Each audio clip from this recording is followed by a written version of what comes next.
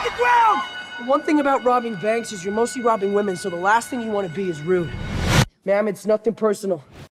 I am originally from Cleveland, like the Russos and like Nico Wow. Walker, who wrote Cherry. So one thing that really resonated with me about this movie is sort of like these guys with few options and like no pensions and like not a lot of chance for upward mobility and sort of few ways out of a bad situation. How did you sort of come to sympathize with Cherry making this movie, and has working on the movie sort of changed how you look at the world at all? Yeah, I think it absolutely has changed my view on a lot of things. I wasn't particularly very well educated in the opioid epidemic and the crisis that is heroin that is plaguing the world. I also wasn't very aware of the lack of support that veterans get when they come home.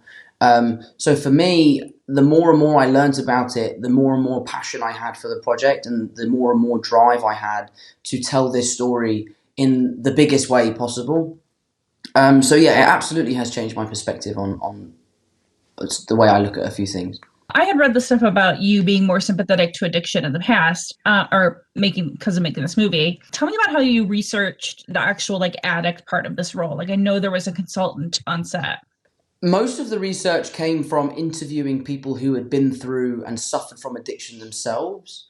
I must have interviewed 30 different people who were all veterans, all medics, all suffering from PTSD, and then in turn all suffering from addiction. So most of the information I obtained was from them, and it was so valuable because in the film my character doesn't have a name.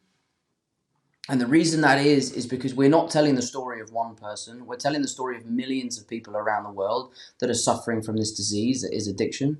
So the more I could know about this problem, the stronger of a character I could build for people to see. What did you like about Cleveland? I know when you were on Kimmel, you mentioned you were a Browns fan, and that was like big news there. I loved Cleveland. Cleveland was so kind to us, and we had a great time. We found some great restaurants. We made great friends. It was a very friendly city. We found a nightclub that we ended up going to every weekend, and it was great. It really was an amazing place, and I think the film really benefited from shooting in Cleveland.